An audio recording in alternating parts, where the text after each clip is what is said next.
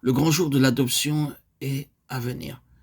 Mais entre la naissance et l'adoption, il y a une croissance, une accession à la plénitude de Christ. Or, l'Église des premiers-nés doit parvenir à la plénitude de Christ, à sa manifestation, à l'adoption des fils, selon ce qui est écrit dans ce verset. Il nous a prédestinés à l'adoption en tant que fils par Jésus-Christ, pour lui-même, Éphésiens 1,5. Puis à la suite de cela, nous avons ces paroles, en qui nous avons la rédemption, le pardon des péchés, verset 7.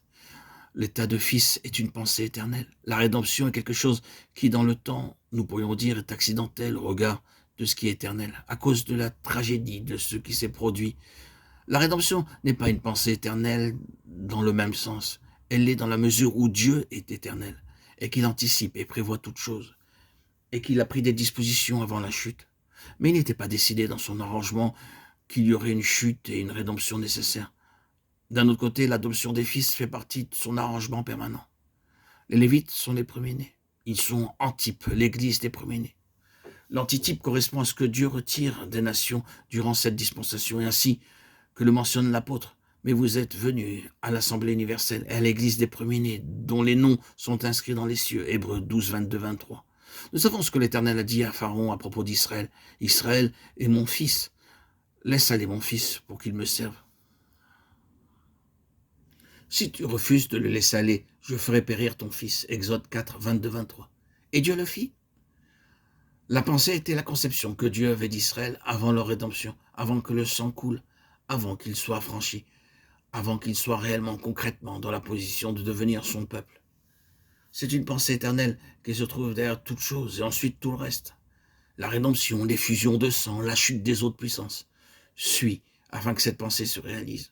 Tout est mis en œuvre dans le but de garantir cette pensée de Dieu. L'état de fils même implique que la pensée de Dieu pour ses enfants soit la plénitude. Pas uniquement qu'ils doivent être nés de nouveau et sauvés, mais la plénitude, et c'est celle de Christ. Tout ce qu'il entreprend à leur égard est en vue de cela jusqu'à ce but.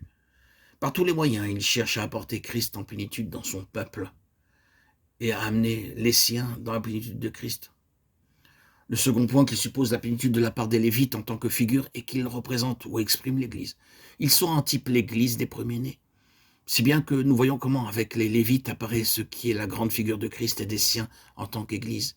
L'Église qui est son corps, le tabernacle, le sanctuaire, l'habitation de Dieu. C'est Christ et ses membres. Même si, comme cette lettre le dit, nous devrions être une habitation de Dieu par l'Esprit.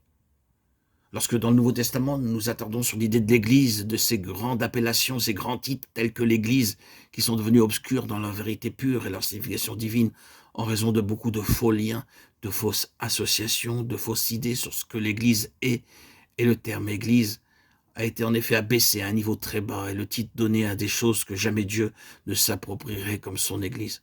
Lorsque vous cherchez à trouver la pensée de Dieu quant à ce que signifie réellement le mot Église, vous découvrez que la pensée dominante de Dieu à propos de l'Église et que celle-ci sera pour lui un vase pour la manifestation de sa plénitude.